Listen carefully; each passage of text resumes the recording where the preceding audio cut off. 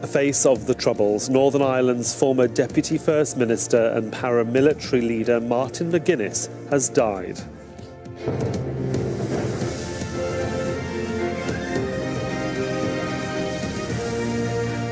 You're watching Aljazeera from our headquarters here in Doha. I'm Sahil Rahman. Also coming up, Syrian rebels say they've relaunched a new offensive on the outskirts of the capital, Damascus, as they try to retake areas lost to the army. The US bans passengers from taking electronic devices onto airline cabins from 8 Muslim-majority countries. And more troubles for meat exporters in Brazil as the fallout from a tainted meat scandal deepens.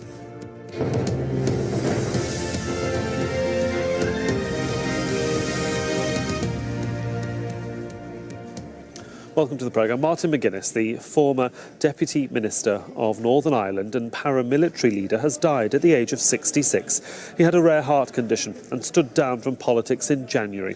He was always a controversial figure, an education minister who failed at school, and a man convicted of IRA membership. Sonia Gallego looks back at his life. It was an historic moment few ever expected to see. A die-hard Republican shaking hands with the Queen. Martin McGuinness's transformation from paramilitary to politician is a story of Northern Ireland's journey from conflict to peace.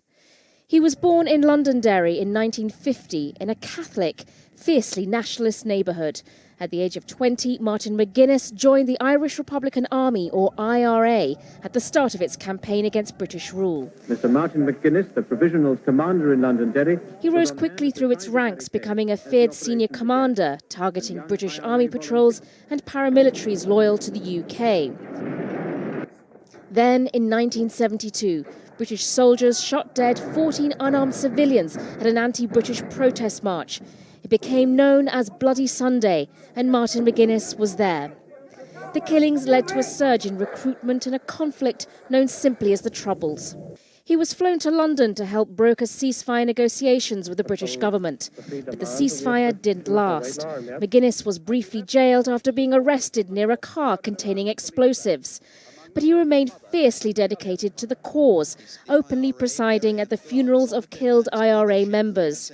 In the following years, McGuinness rebranded himself as a politician and a man of the people, steering support for the nationalist Sinn Féin party, the political wing of the IRA. He soon became an elected member of the Northern Ireland Assembly. From there, ending years of sectarian violence became the goal. He was Sinn Féin's chief negotiator during the Northern Ireland peace process in the 1990s.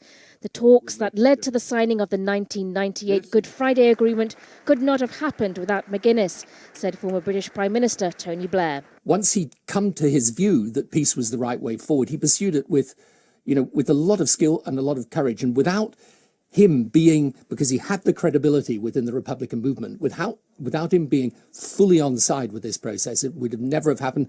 Later, he became Deputy First Minister in a power-sharing government between Republican and Unionists, something unthinkable only a decade earlier. British Prime Minister Theresa May also paid tribute to McGuinness, saying that while she could never condone the path he took in the earlier part of his life, Martin McGuinness ultimately played a defining role in leading the Republican movement away from violence. In doing so, he made an essential and historic contribution to the extraordinary journey of Northern Ireland from conflict to peace. While his image softened, McGuinness struggled to shake off allegations of brutality during his IRA days. And in 2011, he ran unsuccessfully for the Republic of Ireland presidency. I think people look at me and around and they know that in my younger days I was involved with the IRA, but they also know that I've been at the heart of the peace process for over 2 decades. And people really deeply appreciate that. A teetotaler who enjoyed fishing and poetry, McGuinness won respect from political rivals for his commitment to the peace process. But he struggled to work with former First Minister Arlene Foster and resigned over his coalition partner's handling of a financial scandal. He left office looking frail, suffering from a rare heart condition. With great courage and even greater forgiveness, Northern Ireland is now a peaceful region.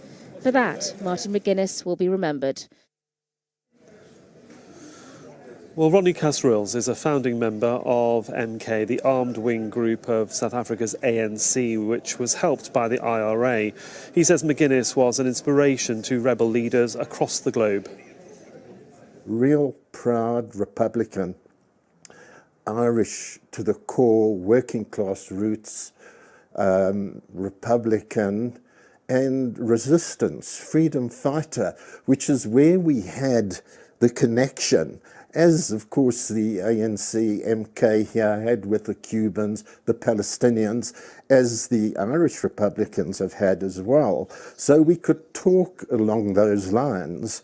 And of course he and Gerry Adams and all of them were absolutely influenced by Mandela. But it wasn't that, it was their own great politics and principle and understanding that they needed to get to a point, if it was possible, to be able to talk in good faith on all sides and find a way to reconciliation, which would mean peace and justice across the divides that separated the people in the north, the 6 counties, and for the whole of Ireland.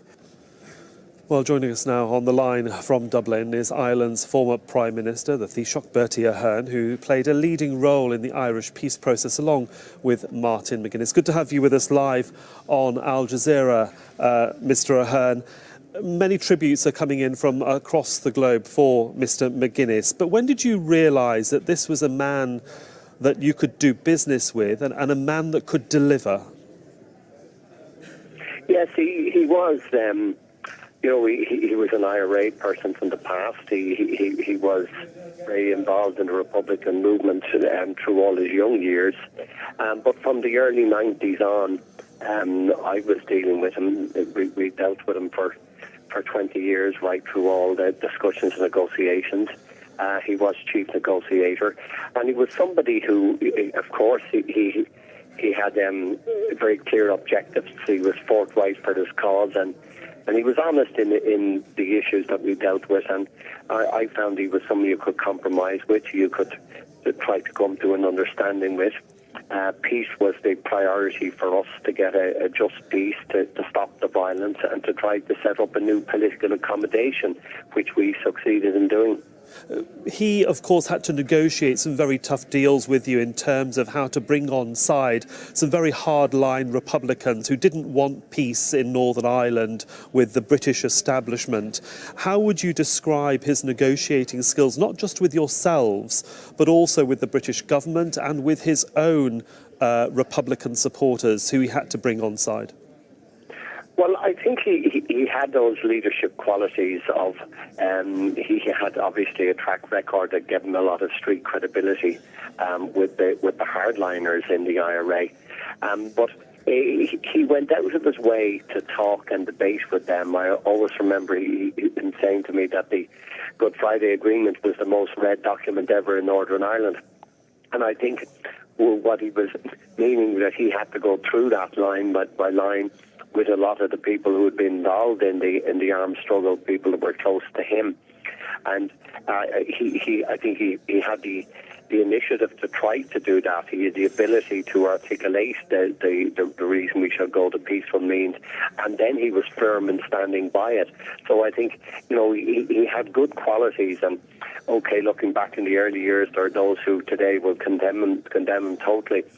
But I think he did move from that violent path and that fairly ruthless movement that the Provisional IRA was, to working towards peaceful means. Like yourself, when you are the Taoiseach of the Republic of Ireland and he was representing the IRA, you have some tough negotiating bravado to bring to the table. Did he ever confide in you in any self-doubt about the peace agreement, the way forward, what the future might have in store? Because as strong-willed as all negotiators want to be in these sorts of circumstances, we sometimes do doubt ourselves. Yeah, no, I think he was clear that the troubles, as they're known, had to come to an end, that it was time to move a new way, to try and get parity of esteem, to get equality, to move to a sense of fairness. I think he acknowledged that people on all sides had suffered, and people had lost, innocent people had been lost in the terrible years of the Troubles, and that the way forward now was to a resolution of the conflict, a just resolution of the conflict. And I don't think he regretted any of of his past, but he certainly was committed and put in a huge effort, huge personal efforts to move us on and to convince people that this is the way we should go into a peaceful Northern Ireland for the future. In those early years after the Northern Ireland Agreement, the Good Friday Agreement, he had to work very closely with the Reverend Ian Paisley. Were you surprised at the way the two connected? They were often called the Chuckle Brothers, weren't they? They were, but I think the real thing was, I think people will remember that phrase, but I think they genuinely trusted each other. They said, yes, we had our past, we had our differences, we took totally different philosophies, religions, policies, but now we're here to make a new beginning. And it wasn't easy for them. I mean, they had both come. I was in the middle of them for many, many hours and weeks and months of meetings. But they decided that this was the way forward. And they said, yeah, we have transformed. I mean, Martin McGuinness would say, you've changed your position. And Ian Paisley certainly believed that Martin McGuinness had moved away from the violence. And I think that they then just didn't get on personally well. They started dealing with the agenda, dealing with the big issues that were outstanding, and there were many, and trying to find practical, friendly solutions of moving forward. And that certainly was great to see, but was surprising thinking where we all came from. Indeed, the past few months has seen the North see splinter groups attack some of the security forces. We've seen the government itself in Northern Ireland fall apart, and we've seen a re-election again with Sinn Féin doing very well in the elections. Is this a moment for politicians across the Northern Ireland spectrum, and perhaps also in both London and Dublin, to re-evaluate where Northern Ireland is and to bring everybody back on point, to remind them of why they're there and what the consequences are of not being able to find consensus? Yes, I agree with that. I think it's not a time for taking a rush to the head. We have made huge progress over the last 20 years. But the peace process must continue. There's more work to be done. And there's a necessity to get the institutions, the Northern Ireland Executive and Assembly, back up and running. It's important that the politicians that are elected to that in the recent election get down to dealing with the real issues of the people, education and health and welfare, issues of environmental issues, and get on with that. We have Brexit. And the effect that could have on the island of Ireland, north and south. So we need to get stability, we need to make progress, and we need to make sure that we continue on the work that's gone on now for the last 30 years or so. Bertie Ahern, the former Irish Prime Minister, thank you so much for your time and for talking to us here on Aljazeera, sir. Thank you very much. Syrian rebels have launched a new offensive in the northeastern edge of the capital, Damascus. They're trying to recapture territory they lost to government forces on Monday. State media is reporting that rebels have stormed government-held parts of the suburbs of Jobar. Andreas Krieg is an assistant professor at the Defence Studies Department at King's College in London. He says that the assault by the opposition is a diversionary tactic because it's under pressure. Most of the opposition has been under a lot of pressure over the last couple of months. So they need to show now that they're actually back on track and actually still have the power to do something. They obviously are in competition with ISIS. So this new movement that has formed in January, that is the successor of Jabhat al-Nusra or Jabhat Fatah al-Sham, which is called Hariyat Tahrir al-Sham, is trying to bring together a whole range of Islamist and jihadist groups. They are now trying to fight under one banner against the Assad regime, which could potentially be a little bit of a game changer because they are, they can unite a lot of people and they are very radical. So the strategy here is that they are trying to divert attention away because the Ghouta eastern suburbs of Damascus have been under a lot of pressure by the Assad regime and Iranian militias as well as heavy bombardment. So they're trying to relieve the pressure there by launching this surprise attack. So I think it's more about disruption rather than being able to fully control this territory. And the other thing is they obviously there is a little enclave that has been held under siege by the Assad regime. They're trying to relieve the pressure there as well to relieve their fellow militias. The Turkish government has criticised a new ban on passengers carrying electronics aboard certain flights bound for the United States. Turkish Transportation Minister Ahmet Aslan says it wasn't the right move. The US Department of Homeland Security says the measure is due to a security threat but hasn't given details. The ban applies to only 10 international airports. All are in Muslim-majority countries. They include the main airport in Cairo, also airports in Amman, Istanbul, Kuwait and Morocco, as well as Dubai, Abu Dhabi and Doha, Qatar. Now, as well as the 2 airports in Saudi Arabia. Rob Matheson has more. A bomb explodes on a Somali passenger plane, ripping a hole in its side. The plane makes an emergency landing at Mogadishu, filmed by terrified passengers huddled in the rear seats. Somali authorities say a passenger was given a laptop after he'd passed through security checks. They say the bomb could have been inside. The attack happened last year. It's what airlines fear most, and why passengers at many large airports have to go through such time-consuming checks. Now the US says it's temporarily banning laptops, tablet computers, cameras and other personal electronics, but only on direct flights from 10 airports, all in predominantly Muslim countries. It has to be based on a credible threat that you're going to not be able to carry a computer. So we're now going to place in the underfloor of the aircraft a considerable number of devices, all with lithium batteries. Now, we know today that is a safety issue, so I hope that we're not just knee-jerking here and that this is a very credible threat and that the safety issues have also been very carefully thought through. In a statement, the US Department of Homeland Security says, evaluated intelligence indicates that terrorist groups continue to target commercial aviation and are aggressively pursuing innovative methods to undertake their attacks, to include smuggling explosive devices in various consumer items. We have to have security in our country. This is the 3rd time in as many months that President Donald Trump's administration has attempted to introduce restrictions on travelers to the United States. Donald J. Trump is calling for a total and complete shutdown of Muslims entering the United States. The previous 2 focused on immigration, banning individuals from mainly Muslim nations. Both times the bans have been overruled by American courts as unconstitutional. That whenever you have a hostility towards a particular religion or a particular nation of origin, that's certainly going to be something that's going to be not only improper, but something that's violating the Constitution. The US has not yet given details of a specific threat which may have prompted this ban on electronics. Mobile phones and medical equipment will be allowed on board. Rob Matheson, Aljazeera. Well, our correspondent Sinem Kosulu joins me now from Istanbul. And obviously the Turkish authorities are not happy by this latest edict by the Air Transportation Scenario and Department of Homeland Security in the United States. Yes, Suhail, the first official statement came from the Minister of Transportation. He was asked by the journalists about this U.S. ban on the passengers flying to the United States.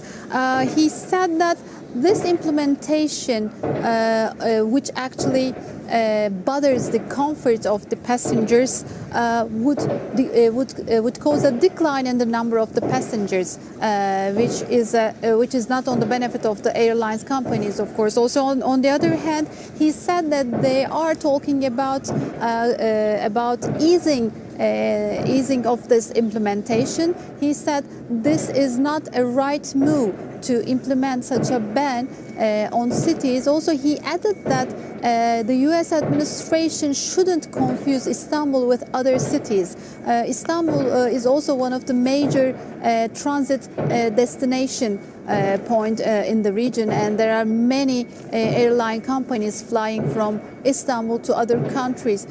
Also, the transportation minister added, Suhail, that they are in touch with the U.S. authorities. They are talking with the authorities, but of course, we haven't heard any other reaction from the other officials yet. Probably it is going to take some time for about negotiations. Indeed, and when that changes, we'll come back to you as well, Sin, to get more reaction from Turkey. For the moment, thank you. Still ahead here on Al Jazeera, rebranding Hamas, why the Palestinian group is trying to change its image. Also battling to be heard, how pro-democracy activists in Hong Kong are giving people a chance to say who their next leader should be.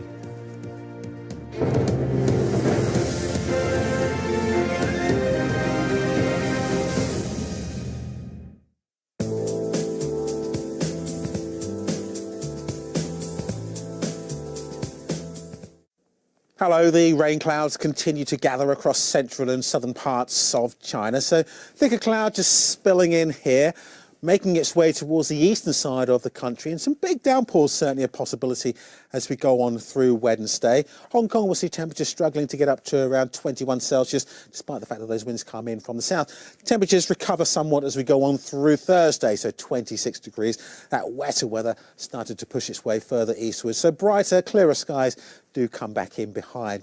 Bright and clear skies across much of South Asia now. We have got a few showers just around Kerala, maybe the odd shower into Sri Lanka, but for many, as you can see, it's set fair with some lovely sunshine, hot sunshine too. In Hyderabad, temperatures here 37 Celsius, Nagpur could touch 38. Still a little bit of cloud there into Pakistan, the far northwest of India. Some wintry weather there just around the foothills of the Himalayas. That'll all make its way a little further eastwards as we go through Thursday. 31 Celsius there for Karachi. We will eventually see drier, brighter weather coming in across Iran.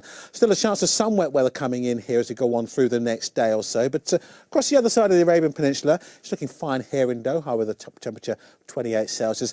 Cloud to the north will make its way further southwards by the weekend.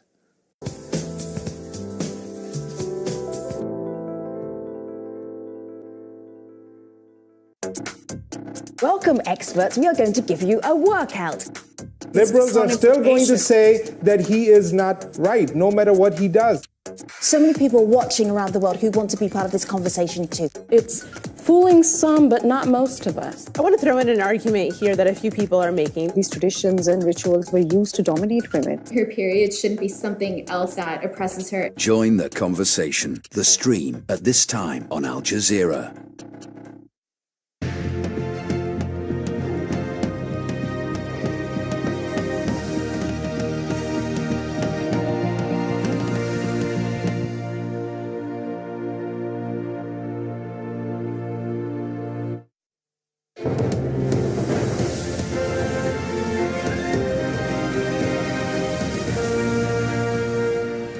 You're watching Al Jazeera. I'm Sahil Rahman. These are our top stories. Northern Ireland's former Deputy First Minister and paramilitary leader Martin McGuinness has died at the age of 66. He had a heart condition and stepped down from politics in January. Mr McGuinness was the chief negotiator for the IRA's political win, Sinn Féin, during the peace process. Also, Syrian rebels have launched a new offensive in the northeastern edge of the capital, Damascus. Now, they're trying to recapture territory they lost to government forces on Monday. The rebels began their assault on the city on Sunday. Turkey's government has criticised a new ban on passengers carrying electronics aboard certain flights bound for the United States. People flying from 10 airports in mainly Muslim countries will be banned from taking laptops and tablet computers into the cabin. Now, the FBI's director, James Comey, has acknowledged that the agency is investigating allegations that Russia interfered in the US election. Comey told a congressional intelligence panel that it's looking into whether individuals in President Donald Trump's campaign worked with Moscow to undermine Hillary Clinton. I have been authorized by the Department of Justice to confirm that the FBI, as part of our counterintelligence mission, is investigating the Russian government's efforts to interfere in the 2016 presidential election. And that includes investigating the nature of any links between individuals associated with the Trump campaign and the Russian government. Well, Shia Britansi is following events for us in Washington, D.C., and it certainly got everybody talking there in Washington as to what Mr. Comey did say. One of the things that I suppose he did say indirectly was that the investigation would be ongoing and had no real timeline. Right, so this is going to hang over the head of the Trump administration for some time. We do need to be clear, though, that just because there's an investigation doesn't mean then that there are any conclusions about guilt or as to what exactly they are, what the whole scope of the investigation is and who indeed they are investigating. Having said that, though, that second part, though, that not only is there an investigation underway into alleged Russian an alleged Russian role in the election, but that they are looking into members of the Trump campaign. That was the interesting part. The bit about the Russian investigation, that had been widely leaked already, but this has been going on since July.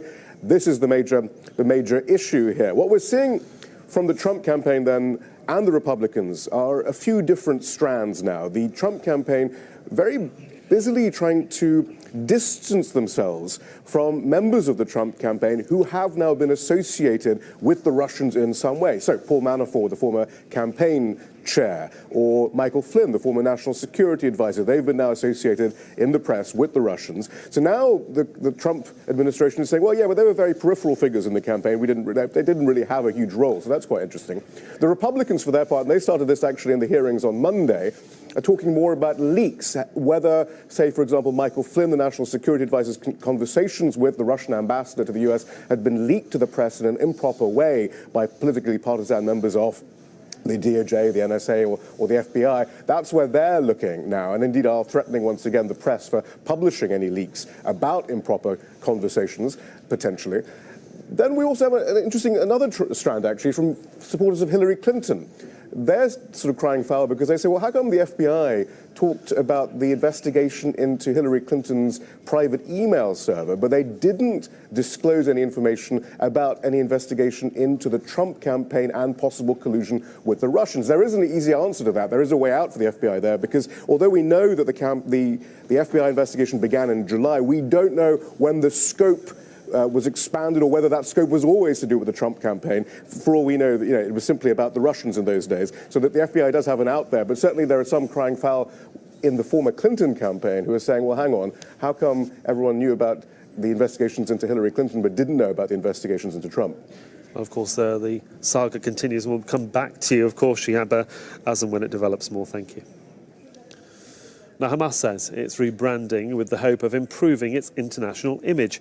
The Palestinian group has governed the Gaza Strip for the past decade, but it's been isolated and labelled a terrorist organisation by the United States and the EU.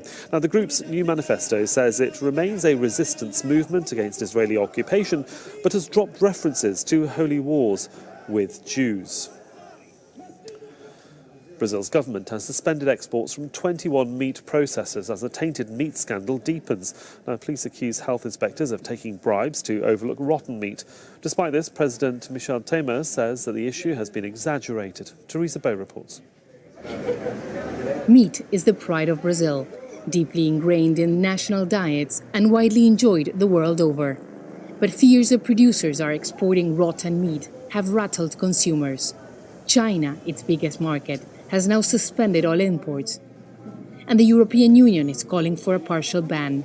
The Commission is in the process of ensuring that any of the establishments implicated in the fraud are suspended from exporting in the EU. Global reaction has been swift after an investigation revealed that some factories have been bribing inspectors and politicians to overlook outdated or tainted produce. Even among Brazilians, the news is proving difficult to digest.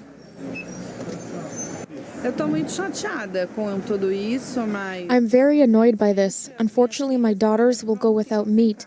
I've decided not to eat it today. We have very good meats. I think this is an exaggeration. The economic implications are significant. Brazil sells meat to more than 150 countries. Even as the nation endured crippling recession, the meat industry kept churning, bringing in $12 billion a year. The president is keen to protect this.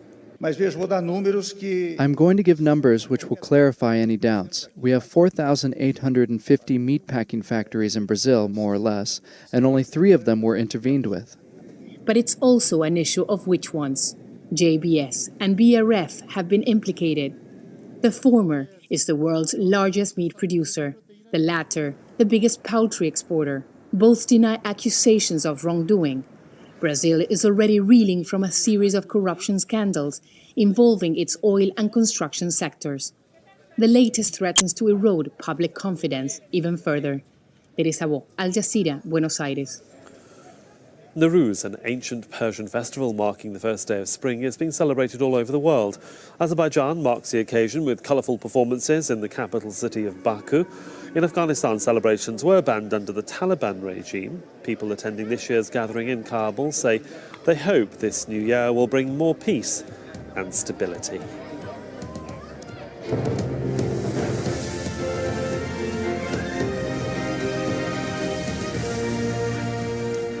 You're watching Al Jazeera. I'm Sahil Rahman. These are our top stories. Northern Ireland's former Deputy First Minister and paramilitary leader Martin McGuinness has died at the age of 66. He had a heart condition and stepped down from politics in January. McGuinness was the chief negotiator for the IRA's political wing Sinn Féin during the peace process, while Ireland's former Prime Minister Bertie Ahern says McGuinness was a brave negotiator. Always remember him saying to me that the Good Friday Agreement was the most read document ever in Northern Ireland. And I think what he was meaning that he had to go through that line by line with a lot of the people who had been involved in the armed struggle, people that were close to him. And I think he had the initiative to try to do that. He had the ability to articulate the reason we should go to peaceful means. And then he was firm in standing by it. Syrian rebels have launched a new offensive in the northeastern edge of the capital Damascus. They're trying to recapture territory they lost to government forces on Monday. The rebels began their assault on the city on Sunday. Also, people flying to the US from 10 airports in mainly Muslim countries will be banned from taking laptops and tablet computers into the plane. The Department for Homeland Security says the measure is because of a security threat, but hasn't given details. Passengers will have to put devices bigger than phones into their checked luggage. Hamas says it's rebranding with the hope of improving its international image. The Palestinian group has governed the Gaza Strip for the past decade, but it's been isolated and labelled a terrorist organisation by the United States and the EU. The group's new manifesto says it remains a resistance movement against Israeli occupation, but has dropped references to holy war against Jews. Brazil's government is suspending exports from 21 meat processors as a tainted meat scandal deepens. Police accuse health inspectors of taking bribes to overlook rotten meat. China and the European Union have already banned Brazilian meat imports. And more than 6,000 people have been rescued on the Mediterranean in the past few days. A ship carrying more than 900 refugees arrived in Sicily early on Tuesday. Among them was a baby that was born on the boat. Those were the headlines. More news in half an hour. Next, The Stream.